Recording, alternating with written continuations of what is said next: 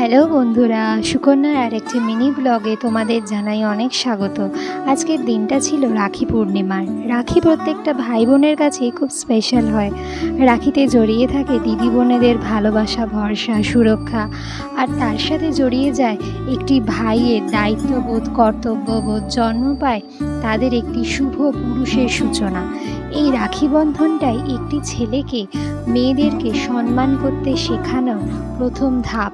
এই রাখি বন্ধনের মাধ্যমেই একটা ছেলে ছোট্টবেলা থেকে শেখে যে একটা মেয়েকে কিভাবে সম্মান করতে হবে, কি করে তার দিদি বোনেদেরকে সুরক্ষা করতে হবে, এই সমাজে কিভাবে তাদের পাশে দাঁড়াতে হবে, কিভাবে তাদেরকে সমস্ত বিপদ আপদ থেকে রক্ষা করতে হবে।